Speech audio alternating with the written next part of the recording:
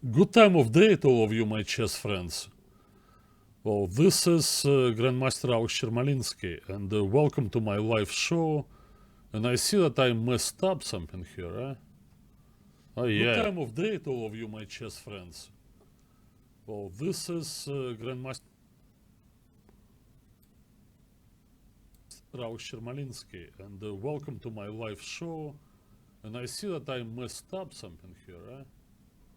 Oh, yeah. Okay, let me fix it real quick. Well, this is Grandmaster Alex Yermolinsky, and welcome to my live show. And I see that I messed up something here, eh? Oh, yeah. Okay, let me fix it real quick. Well, this is Grandmaster Alex Yermolinsky, and welcome to my live show. And I see that I messed up something here, eh? Oh, yeah. Okay, let me fix it real quick.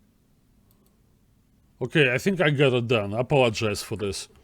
A little bit of the playing with the software and oh, a little glitch. Not a big deal. We'll overcome it. Alright, so what is this show about? Hey, I had a title. In case you didn't see it, let me put it right back. Who is Mr. Belarus? The winner of Chicago Open with 7.5 out of 9. Honestly, I will cross my heart. I have never even heard the name.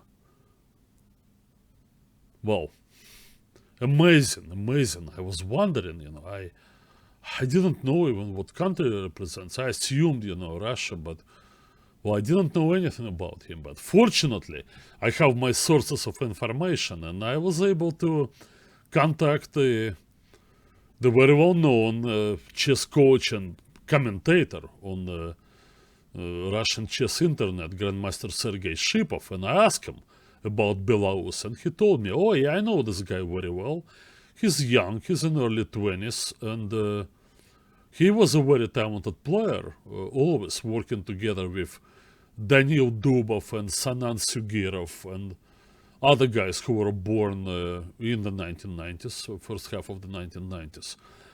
And then we kind of lost him. He went off the radar, and recently he moved to the United States, where he studies at some university. I don't really know where. Maybe you guys can tell me. I have no idea. Anyway, and I started looking, and well, first I found his picture. Oh, very pleasant looking, clean-cut young man. And that's what he did in Chicago, that famous tournament. It just finished over the Memorial Day weekend, just Monday. Great result, 7.5 out of 9, clear first place, good for $10,000 and change. Alright, so today we're gonna talk about the tournament, or rather about how he played it. I followed this tournament kinda half-heartedly. I mainly followed games of my friend Alexander Shabalov, of course. And Shaba honestly didn't do very well in the tournament. He never got into contention. Well, he struggled basically, lost a couple of games and dropped out of this whole thing. Yeah, but today I pulled out some of the games. I was really curious how Belarus got to score 7.5, and honestly, I was impressed out of my mind. Now, the first game I'm gonna show you today is the game between Yaroslav Zherebok and Vladimir Belarus with black. Okay, Zherebok. Well, you say, who is this guy? No, well, Yaro, well, he already got the nickname, right? Everybody calls him Yaro. He's been in the United States for about 3 years, I think, by now. He studies at Texas Tech, coached by Alexander Anishchuk. So it's down there in Lubbock, Texas, great chess program. And he played quite a few open tournaments, and now obviously he's busy with his studies, but well, still young and very promising player. I played Yaro Zherebok, and I got schooled in that game, to be honest. In the same Chicago Open, I think a couple of years ago, he won a textbook game in some ways, the exchange sacrifice. I was impressed with him. And now let's see how these two guys handle this situation. So, let's go to the Sicilian. Yeah, always warms my heart, right? The young players, they still look for ways of playing something else but the Berlin. Well, one might say, yeah, Belarus now, not a professional player, only rated 2566 coming to this tournament. No, he can afford doing this. Okay, well, maybe, but still. Takes a lot of guts to play the Sicilian these days.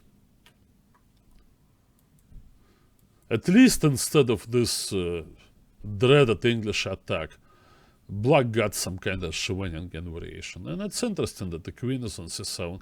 You could all transpose, right? Black can play a6 if needed, and then d6, and eventually this happened in a game. But with an interesting twist. Hi, how are you? Okay, first comment there. Guys, interrupt me at all times. Ask me questions, please, at all times. Well, the more active you are, the better off the show. Alright, so we pay no attention in particular to the move order until this move. A little strange, right? Why would white move that knight away? We know there are some lines where black forces this move by going early queen b6, or maybe some kind of bishop c5 out of the Sicilian. Well, I just learned today, guys. I really didn't know, but I just learned today how it works. The way it works, that if white goes normal move f4, and then black plays his d6, that particular position when queen c7 is played, but no a6. Now, if white goes standard issue, for example, queen d2, then black takes on d4 right here and plays e5. I mean, there is nothing new about this, right? It has been played.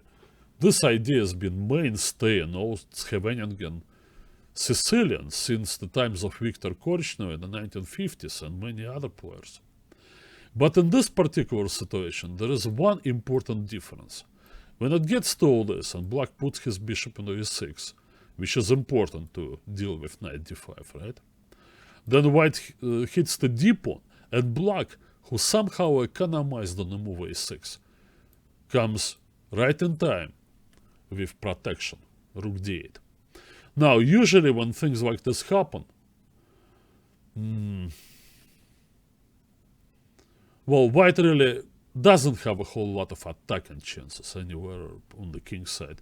So you're probably gonna go back to this old and tired, used up, lots of mileage on those tires, playing with bishop f3 and knight d5, where it's not guaranteed an advantage. Black actually done quite well with that early queen c7. So anyway, I understand the idea now. And then queen b8? You guys are losing me. I thought I knew everything about this. No, maybe circa 1985. No, okay, maybe circa year 2000. Well, new ideas. Alright, f4 and d6. What is the point of keeping the queen on b8? I couldn't, for the life of me, I couldn't figure it out. Alright, let's play more moves. a4, a6. My first question. Why didn't Jerebook, in this position, play the move a5? Fixing this queen side, right? Obtaining that square on b6, stopping black's counterplay, keeping the queen there awkward and the rook imprisoned on a8. What's the deal here? 1 a.m. and you going to sleep? I'm sorry, buddies, well, you should stay up, Are you in Istanbul, Ankara, somewhere in Turkey? Well, 1 o'clock, come on, you can do this. Anyway, sad to see you go. After looking at this position for some time, I realized that black actually has a particular plan of counterplay. Bishop d8. Looks ridiculous, you're not even attacking this pawn, right? But we've seen those things from some hedgehogs. The maneuver bishop d8 and maybe to c7, played by Yusupov in hedgehog structures.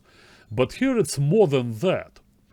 When white plays, no, bishop f3, right? Surprisingly, comes e5. Now, this is instrumental because black is gonna move the b pawn, so he needs to stop the white pawn from coming to e5. Now what? We close it, right? Okay, and now b6. Not even b5, just b6.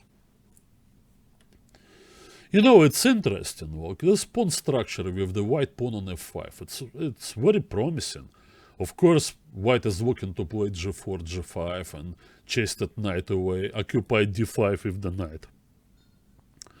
Is he gonna be able to do this? Well, I'm not entirely convinced. Well, first of all, knight d5 is not gonna come with this great crushing tempo on the queen on c7. And black's doing things. I mean, I'm not sure. It's kind of my, I don't know, random estimation. Knight d5, it takes over there. Now, eventually black is thinking to trade on d5 and play bishop b6. I mean, to trade the dark square bishops instead of being left at that bishop on e7, which is a dreadful, horrible thing, you know, to every Sicilian player. Somehow this queen on b8 works together with this. The position is rather unclear. Now, well, then no a5. Okay. White returns to d4. Yeah, we question this move. Well, yeah, we can question it, but I guess Yara just wanted to get back on familiar track. It's entirely possible that if black now returned queen c7, and then white goes like king h1, rook a8, this is the classic Kasparov position of the Scheveningen. That's what brought Kasparov his world championship title. Game 24 of the second match, 1985 Moscow. Game 24, Kasparov was up a point and Karpov had to win, and Karpov went at him with this bishop f3 and g4, and Kasparov beat him and got the world championship title. He would not surrender for 15 years. And never to Karpov, of course. Yeah, but I actually had some experience, no, tons of experience with this position, but my recent experience, latest experience. No, I don't play that often. For me, a game that I played a year ago, the American Continental Championship, against the Brazilian international master Bernardino, I believe his name was, is fairly recent. And at that moment, we both had a good tournament situation. We were fighting for qualification for World Cup. And honestly, both of us needed a win. Particularly my opponent maybe even more, because he was also chasing a GM norm. And we got into this usual stuff. Right? It's very similar to what happened in the game. I will return to this. But I used only standard ideas. And Belarus had much more. Okay, it goes this rook e8. Alright, Kasparov move. We all know. King h1, bishop there. Now, white seemed to be shuffling the knight back and forth, but that's exactly what Kasparov did. In the same position with the queen on c7 and the bishop on f3. The reason white does it, because black with the bishop on d7 already aiming to take. And then, I suppose you play queen d2, right? Then this takes, and then bishop c6. You see, the impact of e5 is no longer that powerful, because black, of course, with the bishop on c6, can move the knight back to d7, can come to d5, can come to e4. He's got options. The options he would not have had if he didn't have time to play bishop to c6. So since those ancient days, 1985, hopefully for some of you in my audience, it's not really such an ancient history, but no. But for the youngsters, I tell you, that this is where the whole line was taking shape in mid-1980s. And not only efforts of Karpov and Kasparov, there was this Andrei Sokolov, the Russian grandmaster, who played this with white extremely well, and it was basically probably the most popular opening after e4. So anyway, this knight b3, fine, it goes back, and now b6, now the accurate move, stopping f5. That's exactly how Kasparov did it, and then the bishop goes back, clearing the d7 square for the knight. Alright, g5, bishop on starting position, bishop back. Very much familiar situation. Well, usually the black queen is on c7, and I'm still not quite getting the difference. Can you guess? I had this thing, not once. Most recently in that Uruguay American Continental game. Yeah, I did the same thing, bishop f8. Now white begins this typical play on the H file. Okay, so what I had was approximately this. I'm actually not quoting my game. I'm quoting a recent game between Pentava Harikrishna and Luke Van Willy. Luke Van Willy is an old friend of mine and is a big supporter of this, of any kind of sharp Sicilian with black. And he played this very many times and knows a lot about it, but no, this is how the game went. Rook comes to h3, now it stops queen h5 by doing this. The queen finds another way of getting to the h file. Now bishop there, of course queen to h4, the knight is forced back to f8. All standard issue. And in this position, which is very similar to what I had, you know what my opponent did? He just did this. Hit my pawn on b6, knight d7 and went back. Maybe we had a couple moves thrown in, like rook c8 or rook b8. Maybe his rook was on d1. It doesn't matter. So that's the point, like, I don't know why he did it. I was really upset. No, not with him. Every player chooses their strategy, and, well, at that moment he was right there on track to get his GM norm. No, things didn't work out very well for him, and neither for me.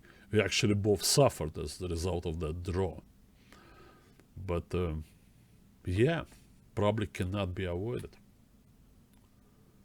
Oh well, Harikrishna actually, he didn't bother with repeating moves, and in this position, I believe that he continued with rook f1. Okay, after knight d7, pardon me. Yeah, white can play this. Obviously, white is looking to play f5. The consequences of f5 is never that clear. Well, the e file can be opened. Black gets the e5 square for the knight. It's sharp, but no, anyway. I don't want to go over that game, I just wanted to mention it. No, of course it's not the Karpov-Kasparov game. It's the game between Yaro Zheribok and Vladimir Belaus. It's a game in round 4 that started Belarus's tremendous run in this tournament. No, truth to tell, he was already 3 out of 3. But no, he beat the people he was supposed to beat. No, he had a tough game against Kavutsky, an American player, I believe, from California. I played him. Who's a tough player, a 2400 guy. But no, still, 3 out of 3 doesn't mean a whole lot in a 9-round Swiss, of course. But anyway, I'm coming back to this, and rook f3. And here, bombshell. People, b5. That's the move that black could never play with the queen on c7. That's why. Incredible. Black gets b5 in.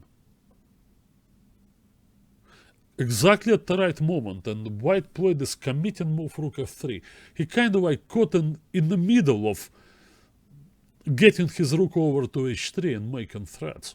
He can still do this, and you'll see it happened in the game, but no, well, from point of view of accepting the pawn sacrifice, this is very awkward to have the rook on f3. Okay, this is what I have in my brief analysis here. First off, this trade, bishop takes and you're not winning b5. And black gets things going with b4, which I could never do in my games. Okay, but that is clear. But what happens if white takes the pawn right away? Then, of course, the white queen. Hey, we were planning to go to h5. Why are we on a1? Oh, well. Now probably just knight c5. Trade is kind of forced. No, black is gonna go, I don't know, to do it. Rook f2. You gotta move that rook. Forget about that attack. Too late for that. Rook d8. Aiming at knight d4. Black has compensation here. White kind of opened up his position, right? The king potentially, and they didn't get any attack going. Yeah, he's up a pawn, but the situation is rather unclear. Now, maybe in some future games, some brave soul, would accept this pawn sacrifice and prove that maybe black doesn't have enough. But in a practical game, you don't really want to be sidetracked like this, right? I mean, you're a white, you follow this template of Karpov, Andrei Sokolov, and many others, and maybe the Hare Krishna game just from last year. You have your game plan, and suddenly you have to backtrack, and with the queen on a1 and awkward knight on b5, you have to try to consolidate the extra pawn, and you don't want that. So he didn't. He played rook h3. Now, all this, by the way, look at the nerve that Belarus is showing. Other people would think, oh, difficult moment has passed, and now I go b4. No, he's not in a hurry. He wants open files on the queen side for counterplay. He keeps daring white to take this pawn. Well, it's going great tonight, I'm showing you great games by the winner of the Chicago Open, young Russian Grandmaster Vladimir Belarus, who studies now in the United States, which I didn't know, and just had a tournament of his life, winning convincingly clear first in Chicago Open and pocketing 10 grand, and I'm sure a bunch of rating points. So this is his important fourth round game against Yaro Zheribok, Ukrainian player from Ukraine, but he's been in the US for quite a while, student of Texas Tech. Alright, so black shows a lot of nerve by leaving that pawn on b5. So there it goes, of course, bishop g7, knight f8. All the same. Okay, now what? You take the pawn on b5. Logical.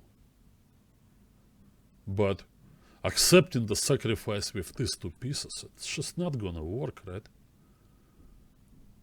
I mean, the fact of the matter is that in those games where, like my game with Bernardino and Hare Krishna game, white was mainly playing this. It was more like a demonstration, this attack on h-file, to force the black bishop to g7, importantly to force the knight to f8. The knight is a little passive over there. And then white picks and chooses his moments of doing things in the middle and maybe planning to play f5. But he's not interested in this kind of action on the queen side. He was more interested in keeping that eye on the pawn on b6 as a target, and now it's not happening. Rook d1, b4. No, if you don't go knight b5, that's a brave move. But if white goes knight e2, it signifies a failure of his strategy. He basically, with the knight on e2, lost the possibility of going f5 ever, because there will be no knight d5. And no, it's giving black this counter-attack on the a-file. So Zheribok does the right thing. He's going for the d6 pawn. He's still trying to refute black's audacious play. There it comes, rook a2. Now, honestly, all things considered, with careful analysis and a little bit of computer help, this is not the best move. Better, theoretically speaking, would be to play a quiet move rook d8. I understand why black is reluctant to play it, because now comes f5, right? There is no longer the open e-file. But black, surprisingly, facing this terrible threat of f6, that either buries the bishop for forever, or should the bishop go out, e5 or b2, and isolates the bishop and follows by queen h6 and mate. But facing all this, black has a tactic, knight e7. Yeah, that's on the knight on b5. You see the x-ray, right? It just wants to take on g2 and then take on b5. Yeah, the white king is open and the pieces are kind of off kilter a little bit. So the counter-attack queen e2, it's happening here. Probably this is the most logical move, but then black simply takes. Hey, he's got his king side pretty well protected. Looking to play knight g6, push f4. Has a great game, actually. Yeah, rook d8 probably was the best move. Actually, I already think black has the advantage here. Let's see what happened in the game. Rook a2. Alright. Objectively speaking, this is not the best move, but tactics just flare up here. Rook d8. This is the first thing. Now, what about e5? Isn't white just winning here? Up a pawn? No, well, Alekin didn't like Russian roulette. I don't know, he was the Russian White Army, I guess, officer. No, maybe he wasn't. I don't know, but he was in the army before the Russian Revolution. I don't know, he's supposed to... The Russian roulette is supposed to be his thing. I don't know, really. I think toward the end of his career, he started experimenting with the Sicilian. If he lived a little longer, obviously he died, but first of all, this chess career was interrupted by World War, like many others. So he lost some of his years that he had left. And then finally, when it's ended, he found himself in exile in Portugal, and then he died. Maybe if he lived a longer life, then maybe he would have played the Sicilian all the time. I think that would suit his style. See for yourself in this position. Knight takes e5. That's a shot, right? Now trade here, and the white pieces are not well suited here. Look, the rook came undefended, and it's a pin. No. White in this position saves himself with this shot. Well, he's down the exchange, but he has some attacking chances, and perhaps black would be wise to accept a draw here. Going here, I don't think it's such a great idea. Rook f3. This rook is still out of play, and now we're dealing with threats. Queen h6, followed by knight takes e5. But okay, black has a draw. I don't know what Jerrybook saw. I'm sure he saw the shot on e5. Maybe he didn't see knight takes f7. And besides, no, I have a lot of experience personal with playing those open tournaments. It's round 4, you want to keep it going. 3 out of 3, alright. It's you and another 10 guys. Now, you make one draw and it's going to be another 20 guys who had 2.5 out of 3, and they'll catch up with you. This doesn't guarantee anything. You have to catch that lucky wind in your sails and try to win every game. Just every game possible. You go to 4 out of 4, 5 out of 5, 6 out of 7 out of 7. Then maybe you stop and look behind. Now, can I make 2 draws now and clinch the tournament? Well, this is how we played those tournaments when I played them. And I guess it still remains the same. So both players were having a go at it. In this position, a stronger move was played, bishop c5. Now black has to scramble a little bit. The knight is pretty strong. And no, nobody rules out f5. f5 is still there. So there's simply no time to go after the pawn. So you gotta do more. But he took this pawn. Now goes queen f2. Alright, I don't know. There are improvements possible on every move, but we're just gonna take a look at the tactics here. Knight e7. Now white goes knight a5. Active move. And the reply, bishop a6. e5 finally. And now Belarus returned with the rook to a2. So obviously he's attacking that knight on a5. Was Alekhine murdered by the Soviet Secret Service? No, absolutely not. In fact, he just started his negotiations with Botvinnik, to play a world championship match, which would have been held in Moscow, would probably be Alekhine's return. Well, I mean, a lot of Russians, they got displaced everywhere, it was during the war, I don't think, he was in any danger of, the danger came from a chunk of meat that got stuck in his throat. And, considering his high blood pressure and all that, and I guess when he started choking, then he just had a stroke at that time. And I don't know, really. I didn't read the medical report, but I think that's what happened, from what I know.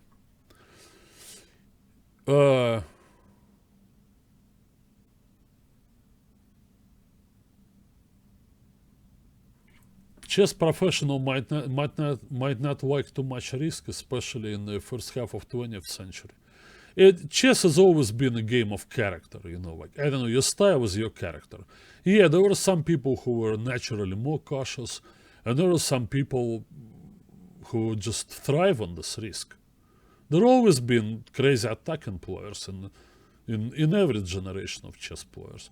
Alekhine was not among them. He was a risk taker, obviously, but he kind of reined himself in, when he prepared to play Capablanca. So he changed his openings in many ways. He became a d4 player. But there were some guys who would never change. Look at David Yanovsky, Rudolf Spielman. These people didn't care. And, you know what I'm talking about. So anyway, returning to this. Now, White is kind of crossroads here. Well, this is the most attractive move, right? Well, hit that rook, and it's awkward, because on this, then you can go knight c6, and you literally trapping this rook over there. This looks like the best plan. By the way, there is no b3, because this rook is returning. I guess bishop b6 would be a move, but black for sure would have sacrificed. It's incredible how much play black gets there. Now the knight comes to d5. Well, you want to take this piece. I understand, but no, you're leaving the opponent with the unopposed light square bishop. Should this bishop get to that diagonal after you parted with yours, it's going to be trouble for the white king. This position cannot be solved by simple application of, okay, I take material, and what does it have? I guess it has something. I try to make this work by playing bishop c7, which is a great move. If black takes, then he perishes after knight c6. Funny thing is that the black queen simply cannot stay next to the knight. This queen c8 runs into a fork. Queen b7 runs into the x-ray, discovered attack after the fork.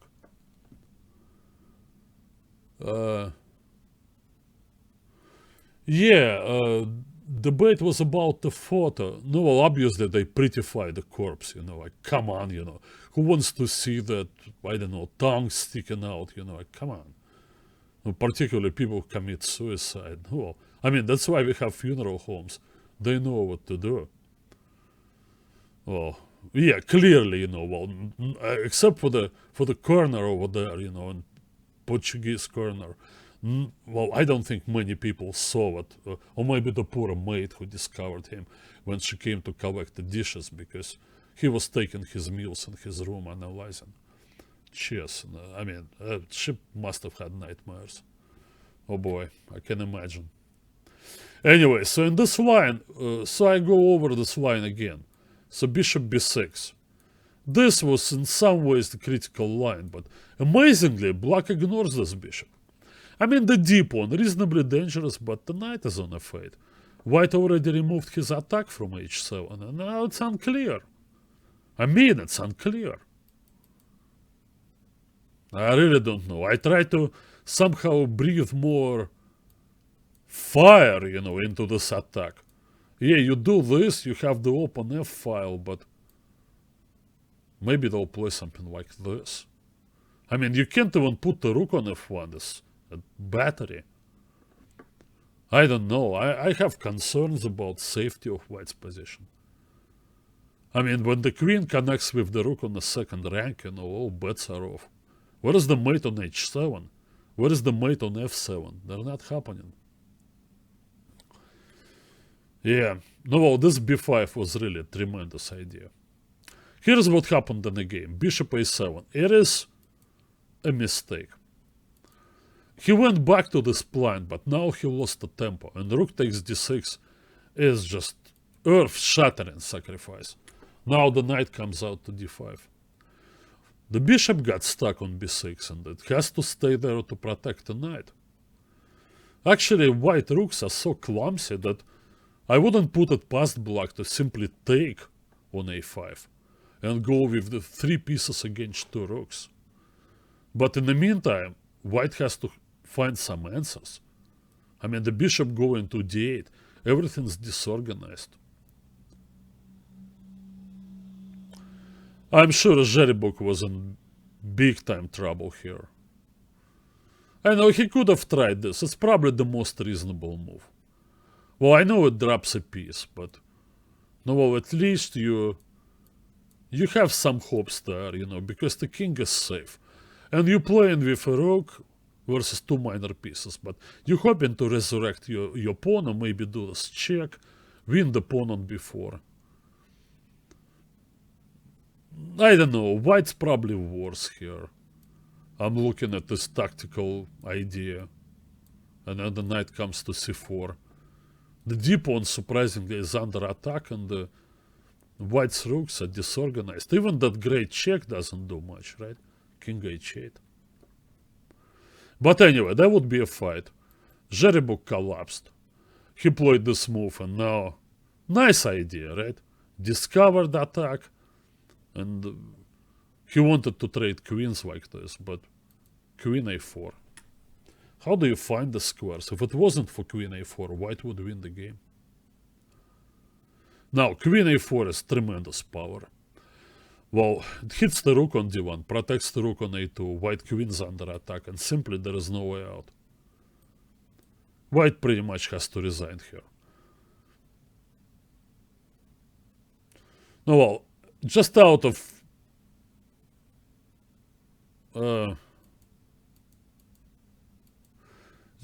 curiosity, because there was one line. Okay, he doesn't even take the queen. Taking the rook is better.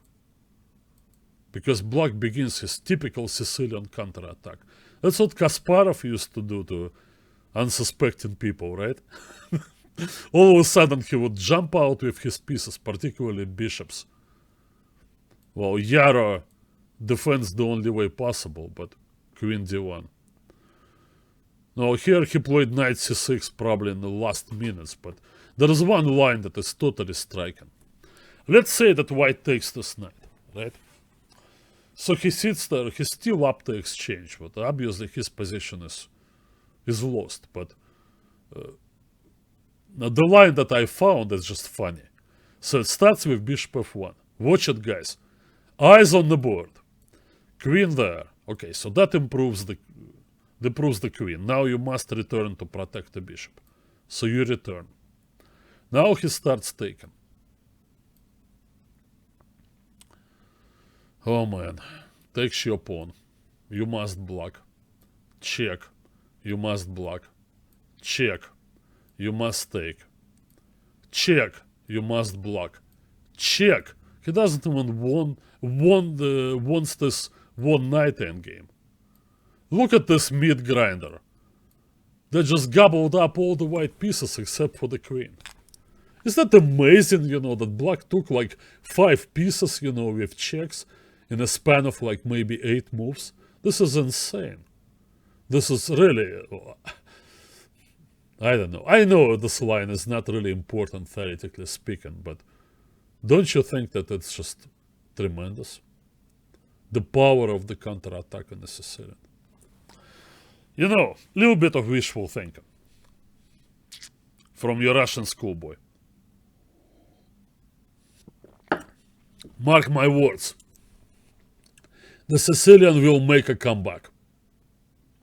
Now, in 5 years, more top players will be playing c5 than all other moves combined. Don't ask me how, I don't know. It just, I think it comes in circles. The opening like the Sicilian can never leave the stage. Something will be found. At this moment, I think the reason why most players play e5, Magnus, Fabiana, Levon, even Vishy, Vladimir Kramnik, of course, it's just because there is hardly any safety margin in the Sicilian. But I mean, there are some guys like MVL. Is he interested in safety margins? He doesn't care. He'll play the Sicilian practically in every game. There will be more people like MVL. And somehow the fashion will change. And we will see games like this in the future. Okay. Now, once again, let me show you the picture of this guy. Young, very young. I think he's, 22 maybe? He's younger than Carlson, MVL. He may be Caruana's age, if I had to guess, or maybe even younger. Fabiana is what now, 24? He's probably younger. He's probably Giri's age. Yeah. Alright, so this win that I just showed you, of course, it's just a huge boost. But, okay, let me get to the next game. I just want to play some moves real quick because I want to get to the position that I'm interested in. I'll skip a lot of moves here. I'm skipping, I'm going real quick. Oh yeah, okay, now I'm ready. Alright, so this was played, I believe, in, let me see what round that was. Round 6. I think Belarus made a draw in round 5, but I'm not sure. And now he's facing Chinese Grandmaster Zhu Xingqiao. I played him. I played him in North American Open a year and a half ago in Las Vegas. He's quite a capable player. Rated 26-17. Not top of the line player, obviously. The Chinese guys, they have like maybe 6 or 7 people over 2700. No, well, yeah, Belarus, but Belarus, no, well, that actually, it's like white mustache, you know, if I know you're not supposed to translate names, but no, it's actually not such an uncommon name for a Russian last name. Yeah, anyway, so in this game, there was an interesting opening, and but Zhu is very well prepared theoretically, and honestly, you know, White didn't get a whole lot. And now, after the last move, knight c2 check, seemed like the game peters out to a draw in the rook endgame. Now, well, it's very nice to win a tactical battle like the game we just saw. Well, from my experience, and I have a lot of experience playing those opens, well, you also need to be persistent and play some positions to the end that could be agreed drawn, right? Now, I know that nobody wants to see Kramnik agreeing to a draw with Aronin in this position, but no, in super tournaments, we want them to play to the end, to bear kings. But in opens, when everything is about scoring 7.5 out of 9, you don't have to have Sophia rules or threaten people with fines, you know, or whatever. They would naturally play to the end because, well, they're desperately trying to score points. And it's important for a contender to be able to play to the end and maybe hope for a little bit of good luck. This is what happened. Check. King c6. I think Zhou realized that the white rook was coming to b8. And I think he played king c6 for the reasons I exactly described just a second ago. He was somehow hoping for winning chances. Of course, it's not realistic. Black is ways away from making a passed pawn on the queen side, and the white king is anyway very close.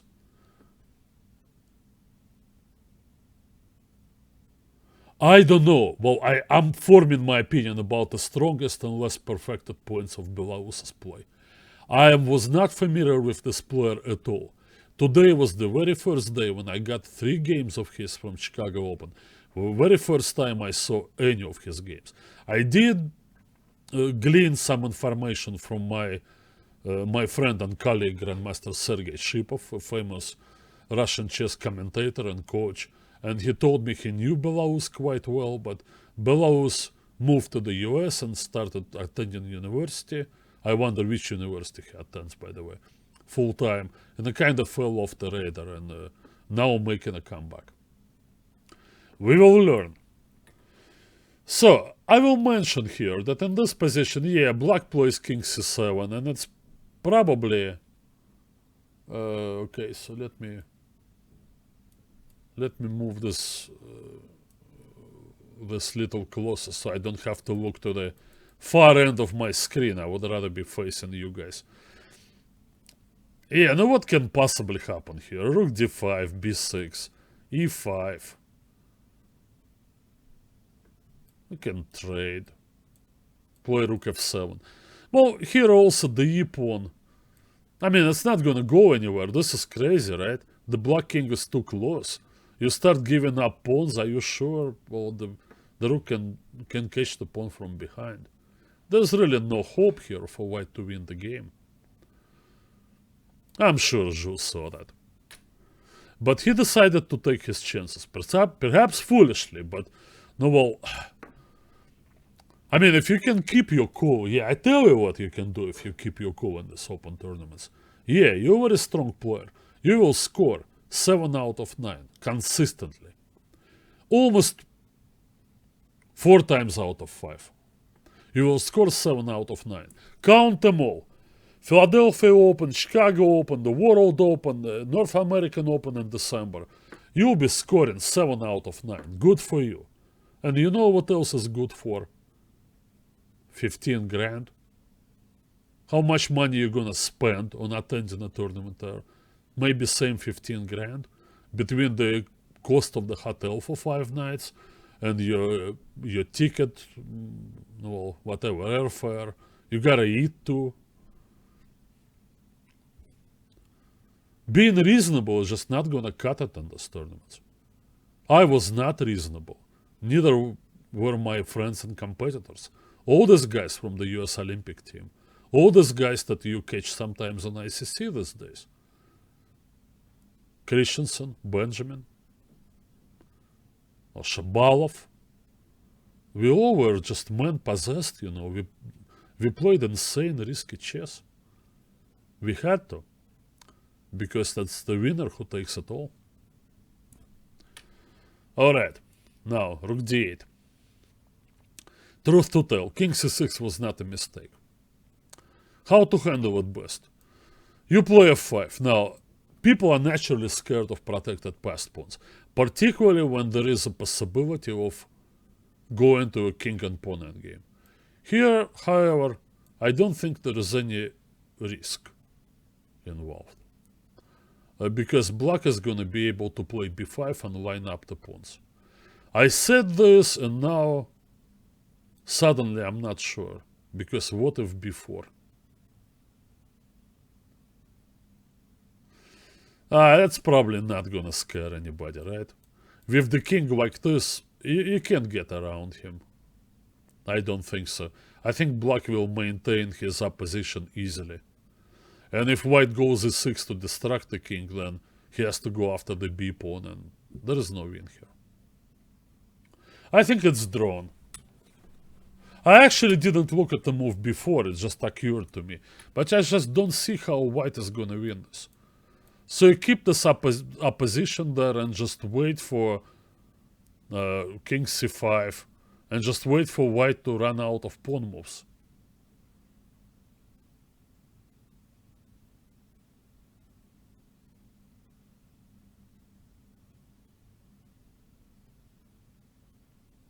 What's wrong with b5?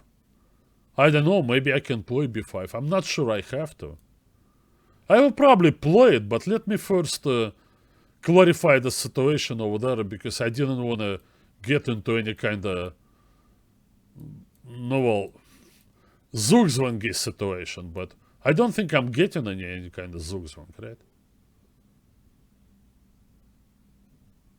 h4, king c5. Okay, this over there takes here. I think it's a draw. I don't see how white wins this. Okay, anyway, speculation, but well, it is little annoying to calculate this kind of stuff when the approach to time control. So I'm sure Zhu didn't have a whole lot of time, and there's a lot of responsibility. But no, he could have done it. But better yet, he could have gone king c7. But look what happened. He didn't play this move. No. He went... Oh no, he actually played rook d7 right away. Forgot to play f5. Now the pawn gets under attack. Maybe he counted on this. Actually quite brave play.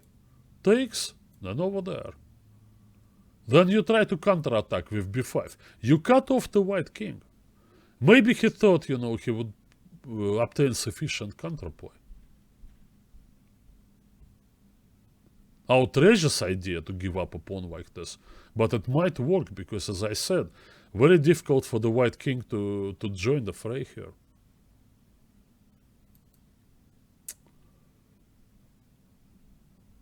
Belarus plays a great move, f5. Well, he's not looking to get too connected past pawns. Or he rather wants to clear out the board over there, so he can always return with the rook and meet this attack on the queen side after winning some pawns. This is not easy now. The only move to continue would be rook d6. But then white can switch his attention to new targets. This, okay, go forward. I mean, b6 is forced. Now you take over there. I mean, white's doing pretty good job, making a passed pawn of his own. If this and that, alright, typical for a rook endgame, right? Who cares about the pawns? Break through, get a passer. I can't really tell if white is winning here, but I think it's white who's playing for a win. It's about as far as I went. Oh no, I actually went a little deeper. I'm giving you the g2 pawn, which you don't want to take, right? Because it'll help me to bring my king back, and I'll simply win, queen and the f pawn.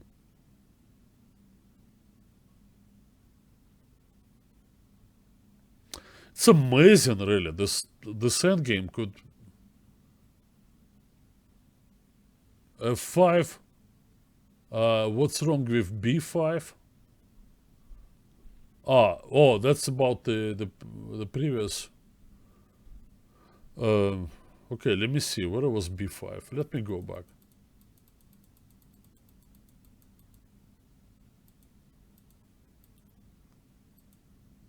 Oh, you want to play b5 here? Yeah, I guess you can. Yeah, but your pawns, now you're not going to be able to effectively move your pawns when the white rook can attack you from behind. I guess white just moves forward.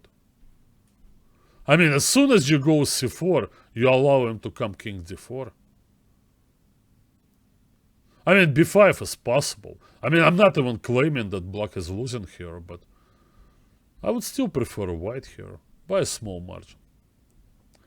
Anyway, so go to this.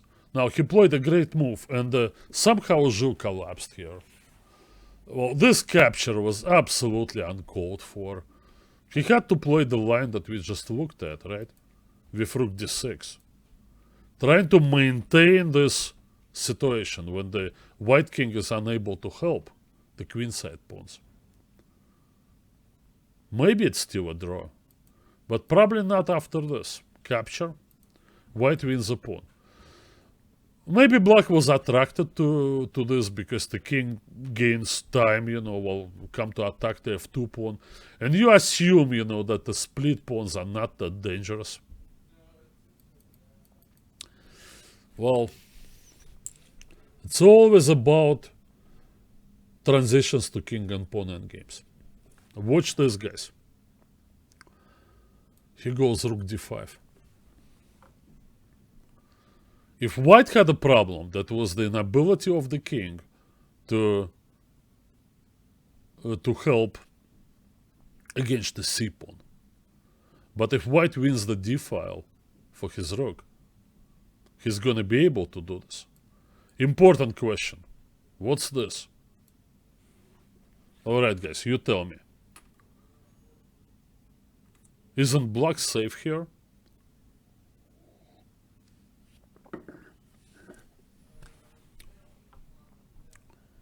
He's simply trying to take the pawn on d5. Would that save the game for black or not? Did Belarus miscalculate? Well, anyone give me an answer to this? I'm waiting. What was Belarus's idea?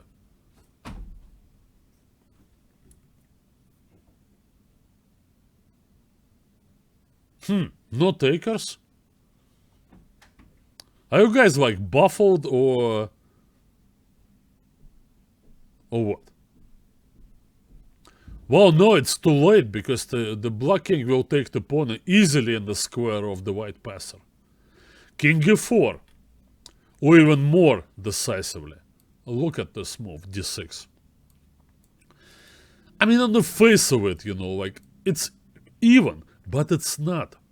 The white king just freezes these two pawns. If you could trade this 2 for 1, you would make a draw most likely.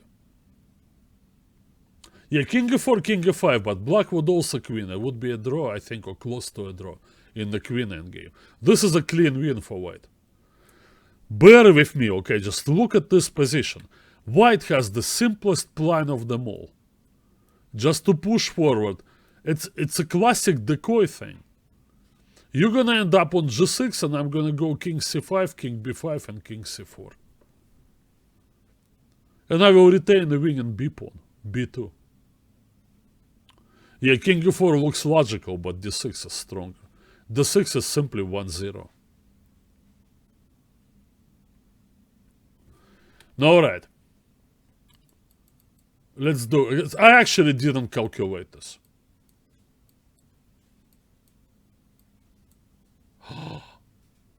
Indeed.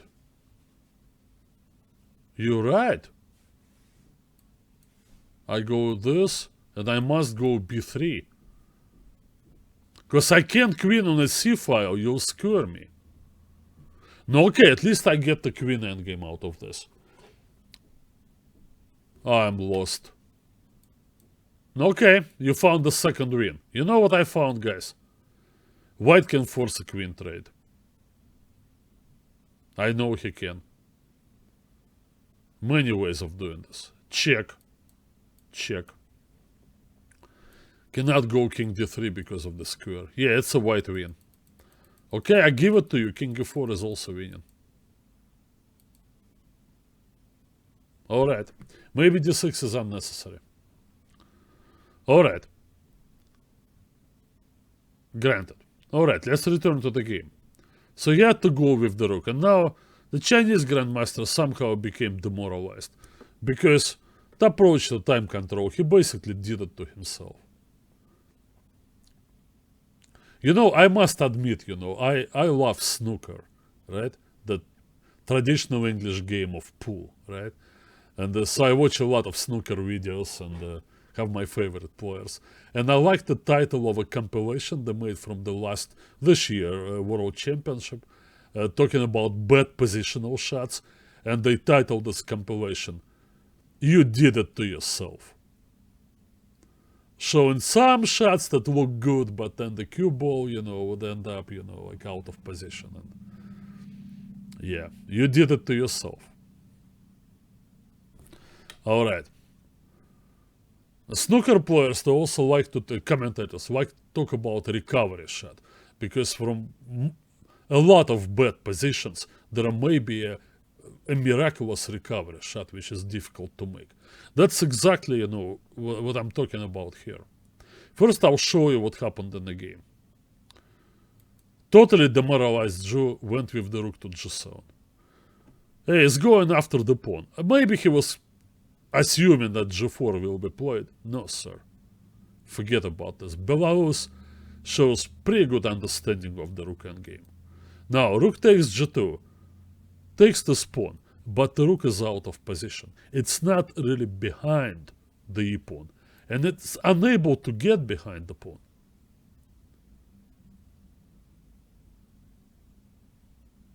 Well, d6 was beautiful, but look at this. That's another thing of beauty. Now he had to go back. He simply cannot get behind. He doesn't have the time. Trying this move, it's probably not going to make any difference because still this is possible. Can't do this. You always look at this rook trades, and now who's out of position? Obviously the black king, not in the square of the pawn. So he went back over there. He came rook e5. Probably rook d7 was also winning, but this is ironclad. You always put your rook behind the passed pawn. King d4. There's just nothing to talk about here. Check. Nice way to separate the black king from the c-pawn. e7. Time to resign. The white king simply marches on, and look, the b-pawn never joined with the king. Excellent, excellent endgame technique, particularly with rook e5. Maybe rook d7 was also winning, but then black is able to go rook g6, and then who knows? There is a chance there, but this, really, I go back to show this again. Rook e5, rook e7, king d4. This is so nice and so clean. King d5. You can't even do this, right? King d6 attacks. And you lose b5 with check. What irony, eh? Give up, king takes, b4. Yeah, right. c3, takes. King there.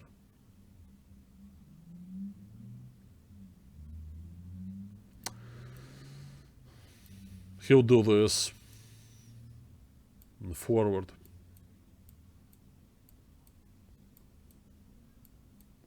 Look how hopelessly out of position the black king is. There is no way you can reach f7. Black loses by a couple of moves. Excellent win. Well, with combination of these two, a great win in the Sicilian counter-attack and classical Kasparov win over Zheribukh, and now this victory in round 6, Belarus established himself as one of the leaders of the tournament. But I'm saying one of the leaders because there were Tigran Petrosian, the namesake of former world champion, is a pretty good grandmaster on his own. He, by the way, just won the qualifying Blitz tournament on one of the servers. And he's going to be playing against Magnus Carlsen in a match. How about that? Anyway, but we're not going to spend a lot of time talking about it. So he was there. A lot of good players. So Belarus needed more wins. And he was able to score another victory, which, once again, while I'm setting up the board, let's see this guy again.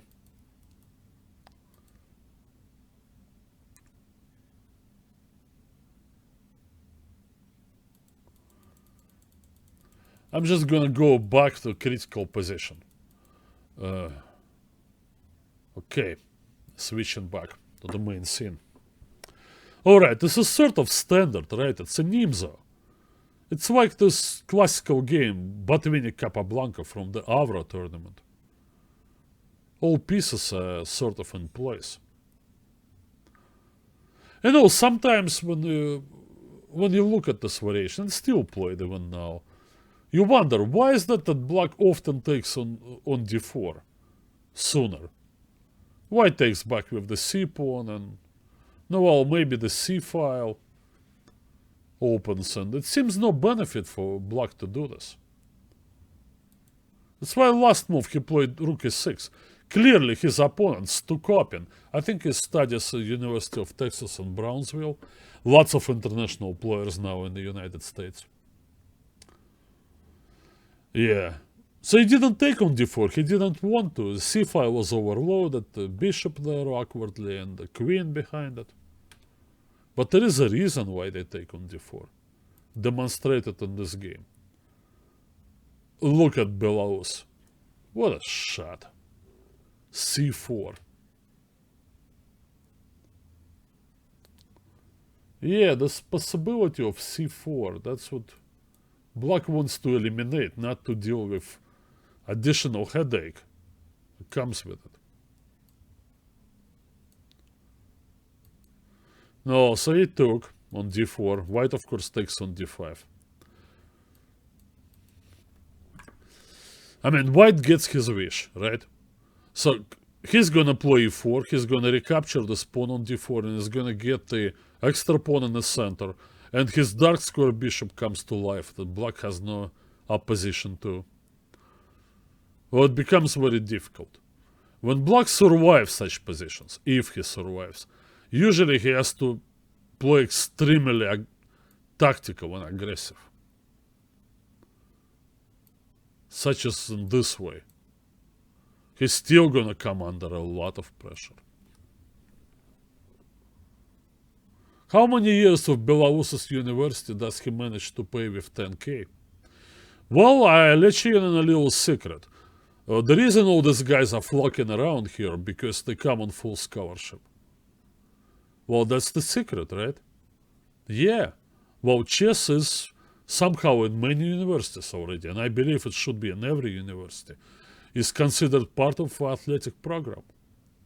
And you get there, and it's not only young men, there are also young women there. And why not?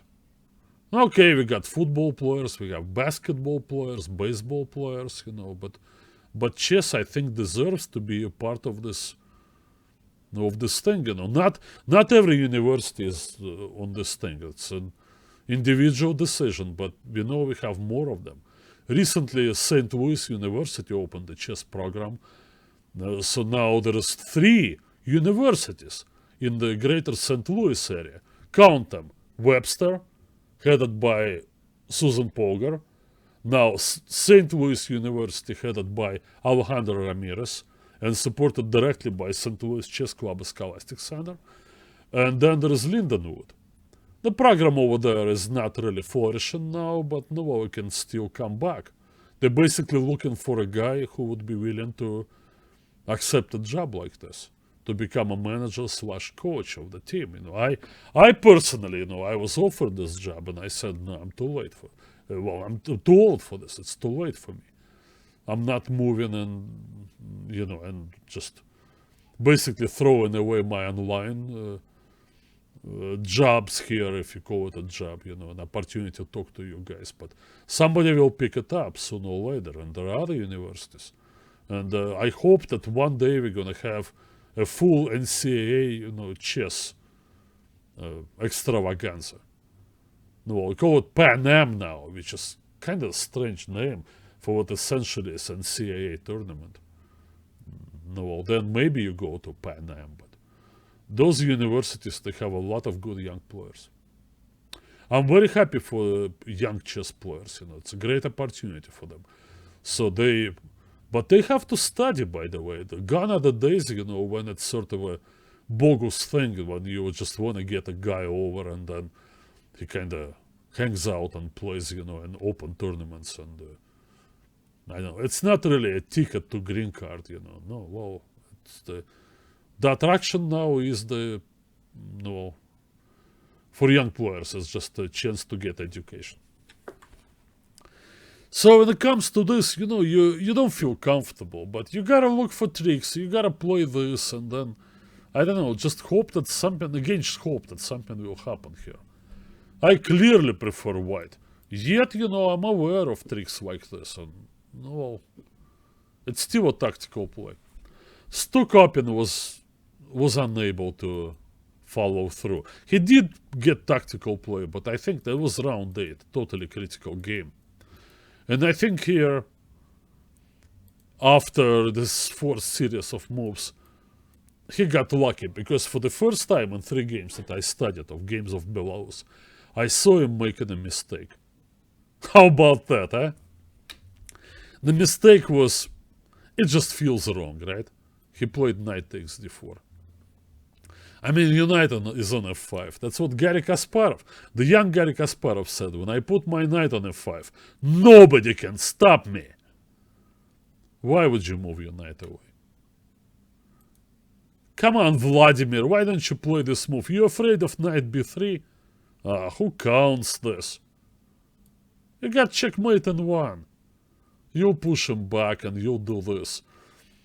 No, well, yeah, material is equal, but I mean, in reality, there is no rook g6 because of this check. I mean, white is gonna have a huge attack here. Nobody cares for the a3 pawn. White is significantly better here.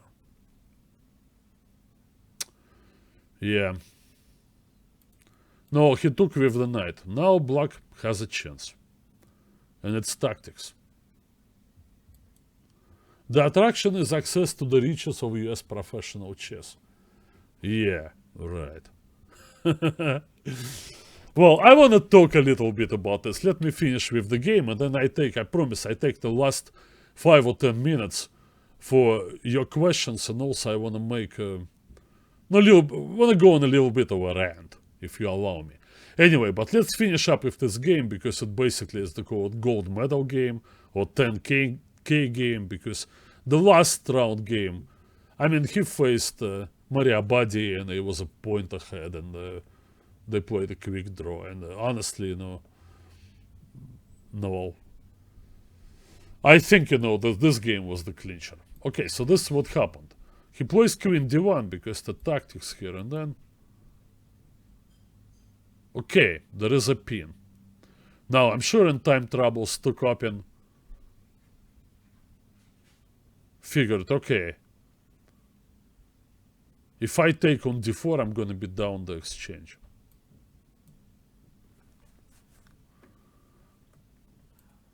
And he plays this move, and it's like, what are you doing? He probably just forgot that the knight was hanging. Now he's down a rook, and he resigned. b5, of course, is terrible.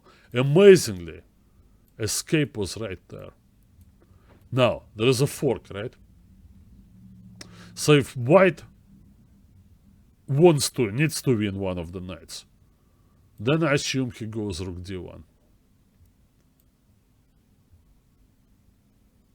Check.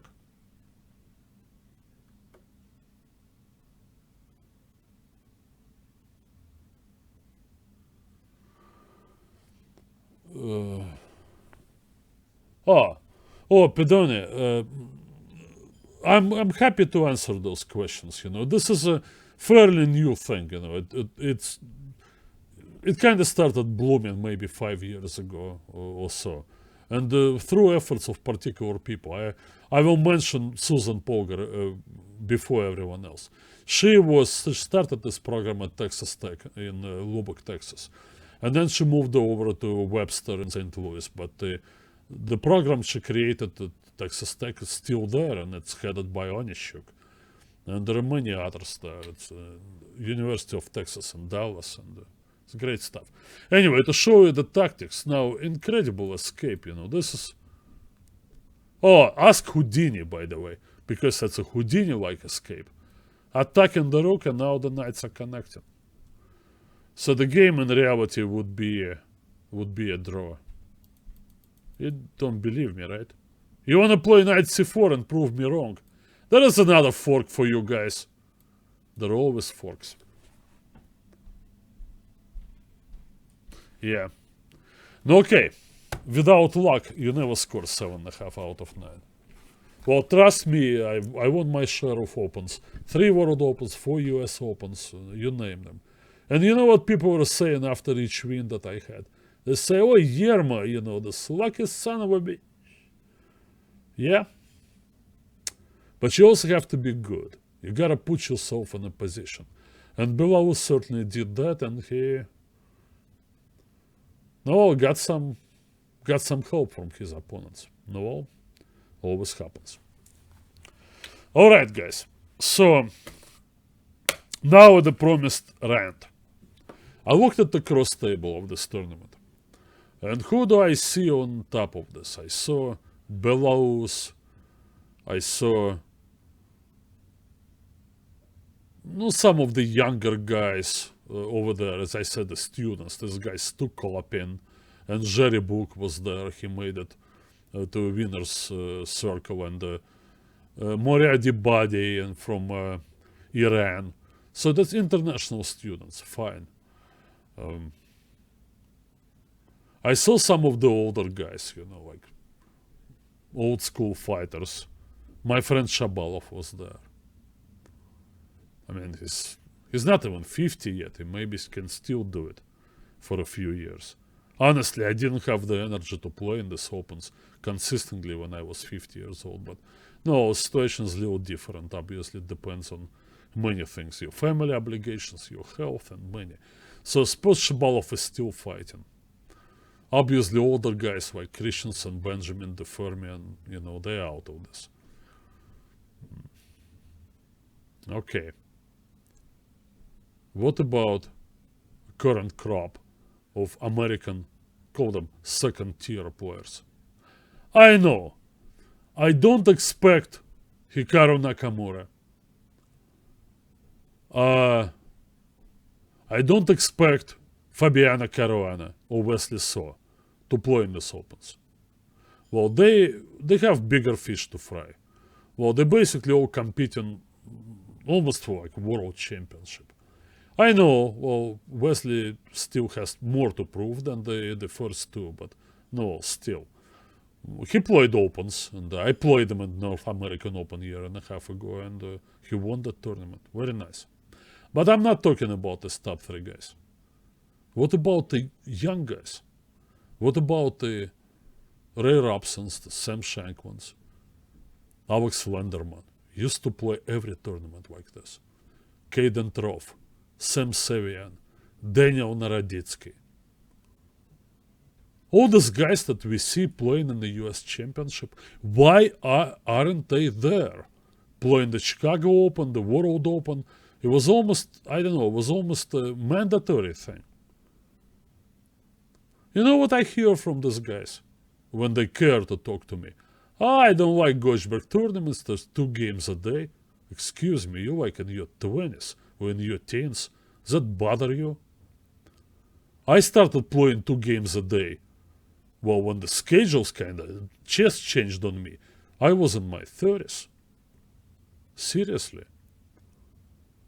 Well, I don't like that the Goldberg doesn't give conditions. No, of course, but he never did. Well, Bill Goldberg's been running those tournaments for 45 years. Everybody knows the deal over there. Everybody knows. You come in and play. These tournaments are subsidized by the big masses, you know, of amateur players who come in and pay $200 plus, you know, entry fee, and they make this whole thing possible. Have you ever wondered, you know, why they do this? Maybe you're among them. Have you ever wondered why they do this? I talk to a lot of them. In my day, you know, sometimes I talk to them now, because some of them may be my students. You know what they say? They say, I would like just to be there, you know, and maybe I get a chance to play a grandmaster.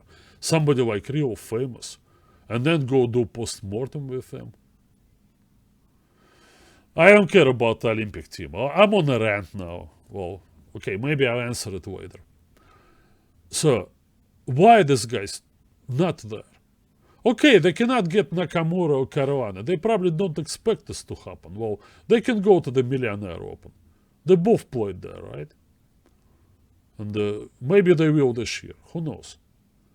But I mean, the other guys, why they doing this? Well, the strength of American Grandmaster, not of Nakamura, because Nakamura comes once in 50 years. And we're very fortunate that Caruana kind of came back, to where he belongs, and Wesley, moved here. But otherwise, we could be sitting there without a top 10 player for many years. But what is the strength of the second-tier American player? He's a fighter. He's the kind of guy who never backs down. And now I have to feature games of relatively unknown to the American audience, Russian, Ukrainian, whatever players. It is very sad, that American grandmasters of the new generation don't find it stimulating and necessary to improve their chess by doing this. What are they hoping for? To sit there till another Open in the Emirates or Reykjavik Open they seem to like to attend. God damn, Reykjavik Open gets more, second-tier US grandmasters, pardon, for lack of better term, 2,600 plus grandmasters than our homegrown national Open or US Open. I mean, what's the deal over there? Afraid to lose rating points and lose what? A spot in the US Championship? No, well, if that's the case, then it's still their development. And then maybe, and I'm coming back to what I said before, I see no one reason to guarantee spots in the US Championship to somebody ranked number 7 in the United States by rating. That means nothing to me. Now, number 1, number 2, and number 3, they mean something to me. All others, they should play a qualifying tournament. I personally see no reason. Well, granted, Sam Shankland is a better player than I am now, but I do have a fighting chance against him. So does Shabalov, and maybe so does, I don't know, a random guy, Alex Stripunsky. There is no gap, Kasparov size, gap between me and even Ray Robson. Although he did beat me a couple of times, we played last 2 times. I would like to compete, and I don't think that they benefit from this. A US Championship is a very nice tournament, so you try to qualify for it. Don't sit on your rating, play open tournaments, improve as a chess player. Because otherwise, I think all US players, they suffer from lack of practice.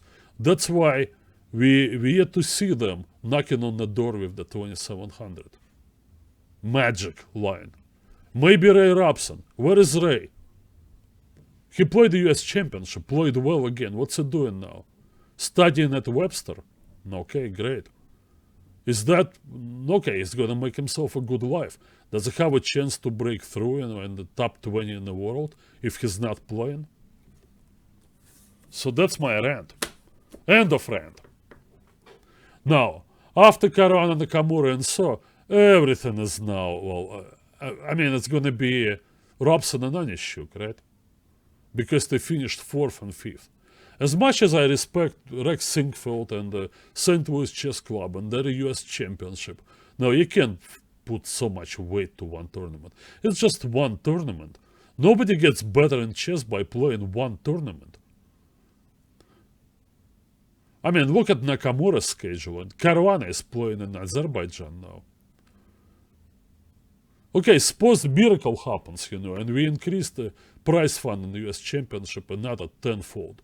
So instead of 40,000, the first prize became 400,000. Nice! They will all play. What do you think, that Caruana will stop playing in other tournaments? Or Nakamura? No, they will continue. So that's my point. Oh well.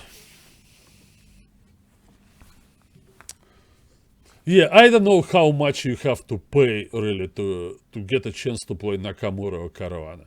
Maybe Maurice Ashley's model of millionaire chess, but it's somewhat more expensive, right?